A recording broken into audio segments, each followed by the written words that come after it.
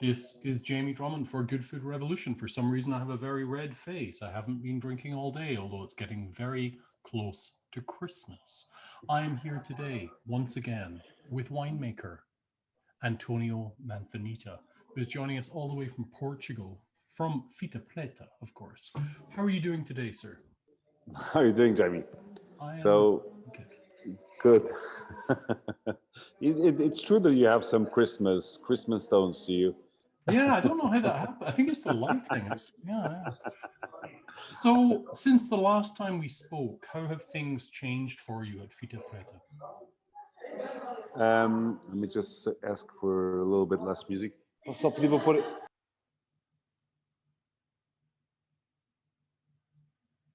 Sorry, just so music goes a little bit down. So we're still in the winery. So it was our last day. So we're chilling down before Christmas starts. Right. And well, I had made a decision before the pandemic that it was related. It is related in certain way to a lot of how people relate to this pandemic, that out of the city into the countryside. And me and my wife Elshanda, we have two daughters. We had made that decision in February to move out from the city. So it was a huge Right. coincidence, but Right. Right. we were not managing to. So I was born in Lisbon, so the capital of Portugal, and it always made sense to be in Lisbon. My consultancy office is inside of university, and I consult north to south, and so it Yeah. always made sense that I would do this also with wineries in Alentejo, Douro, and Azores. Lisbon is good fun, but we were not managing to take advantage of Lisbon because either her or me were coming to Alentejo for the winery. So Shadi is taking care of the hospitality of the winery, and it was just we would say another stupid day. So leaving the kids at school, it was too late to go to Alentejo. We arrived to Alentejo late, so it's a 1.5 hour drive. So we had made that decision.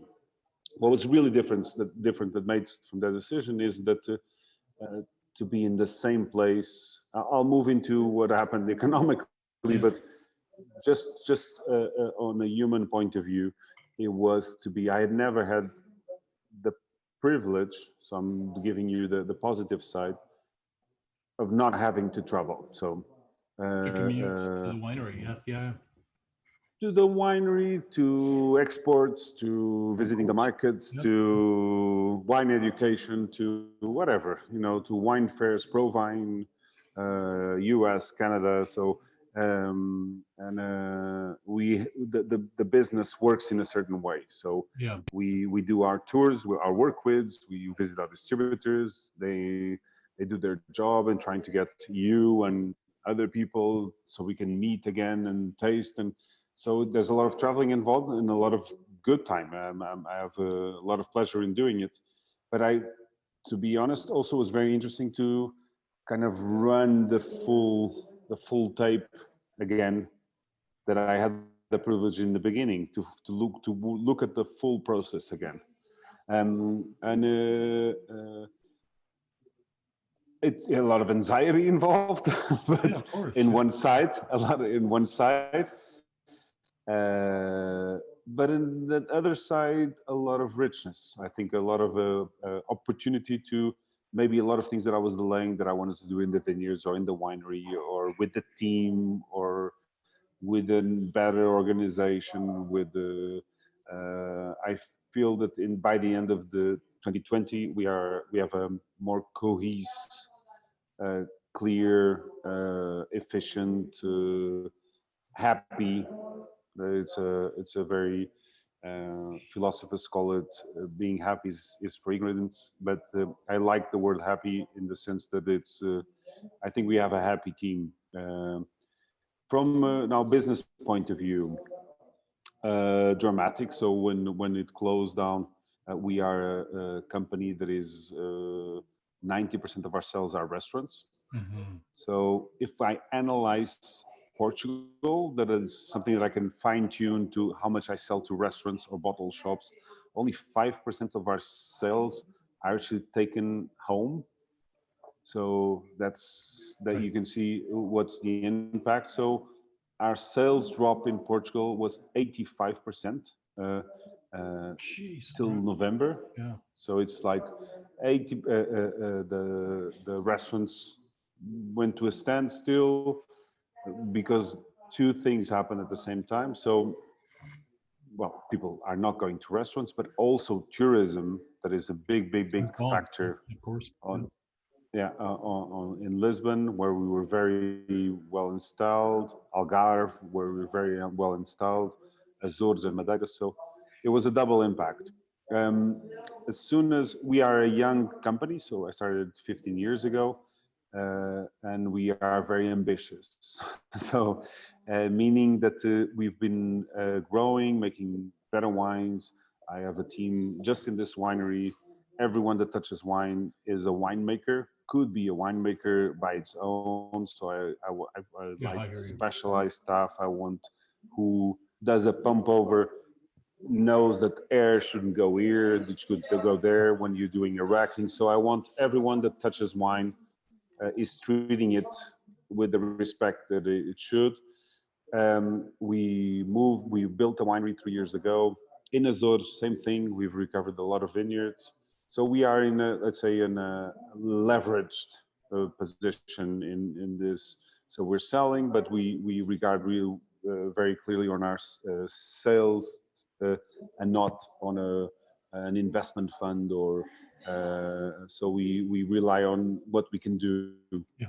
So I was very scared when in March we went to a complete dry March. We thought maybe March is like this. Then April was dry.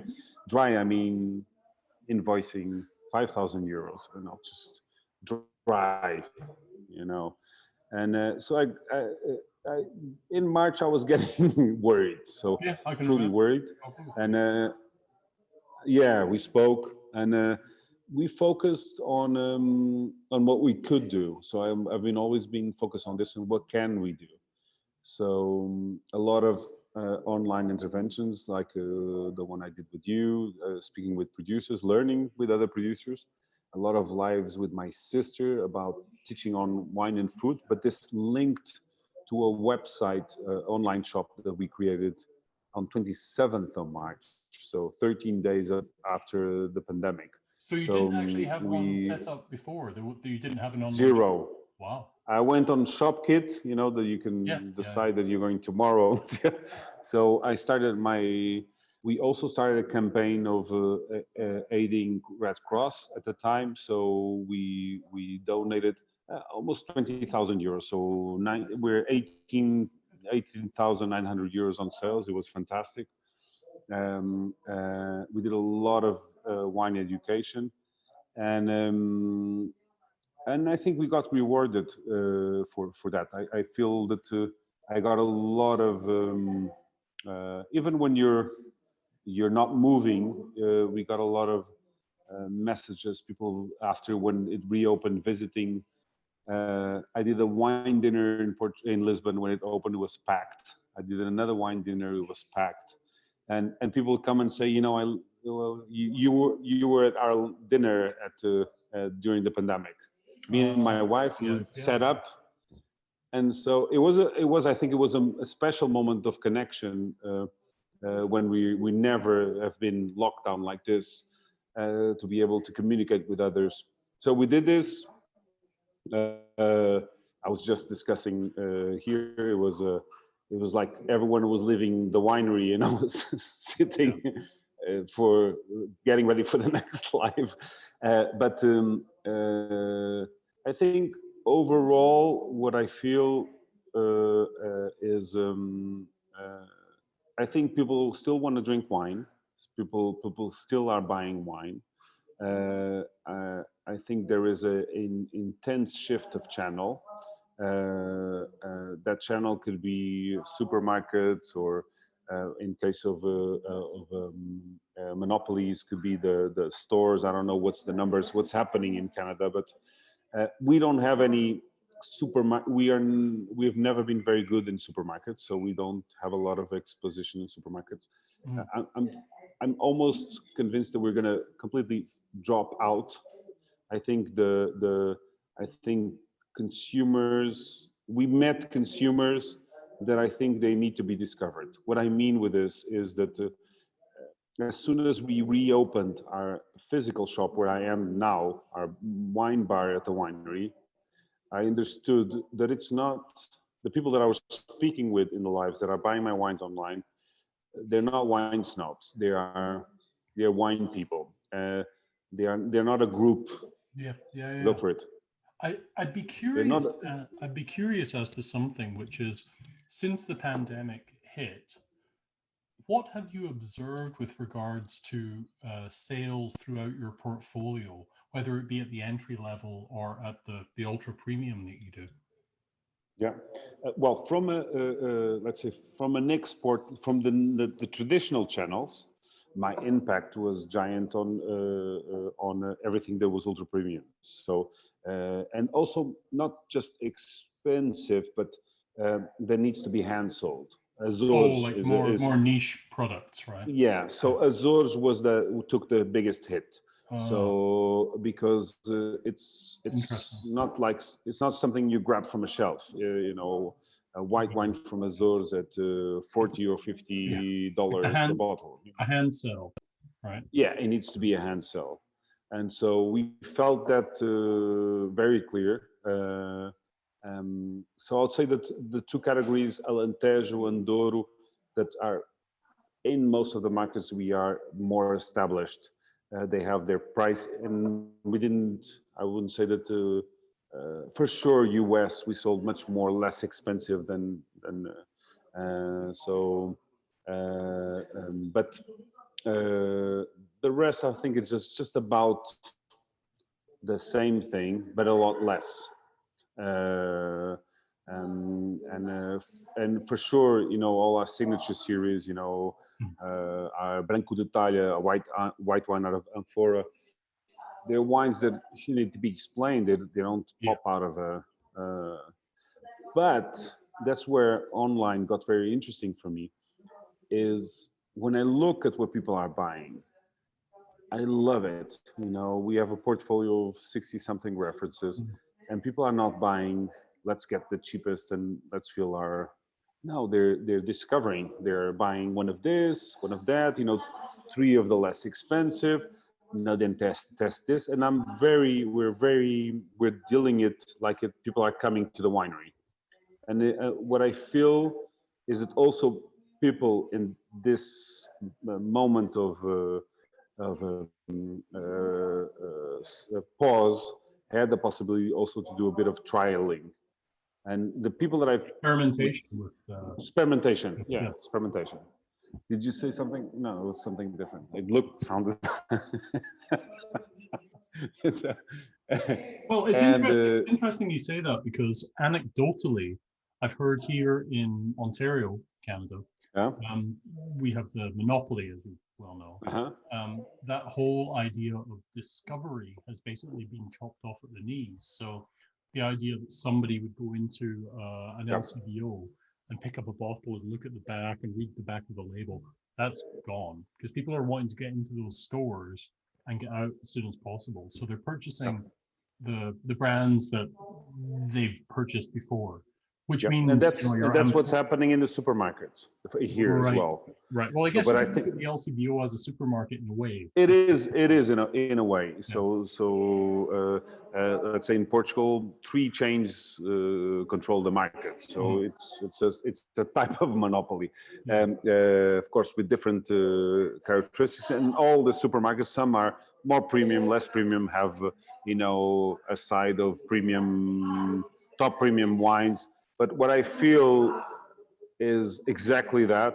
Is first, this is not a reflected opinion. This is my opinion. Is I think not. I'm not talking about LCBO because I don't know enough. But supermarkets, they're not.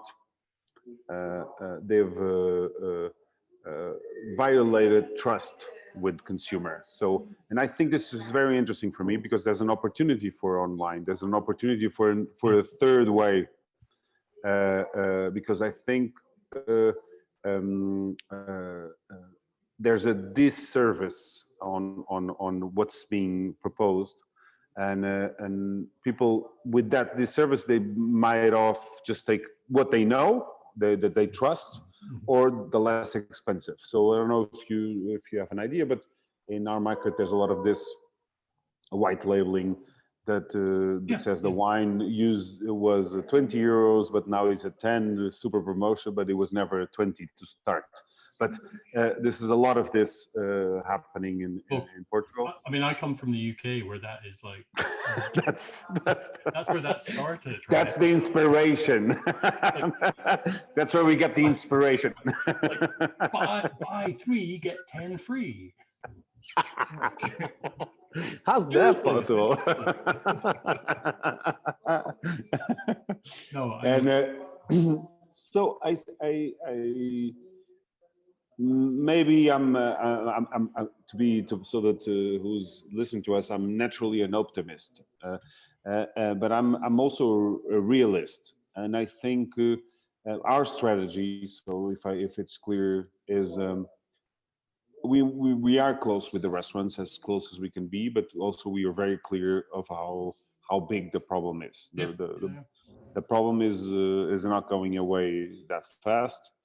For sure, some restaurants will manage better than others, but in a global perspective, is a big chunk of the market has disappeared. A big chunk of the confidence of going to a restaurant has disappeared, and also the experience that even I'm a restaurant guy. I like to go to restaurants all the time.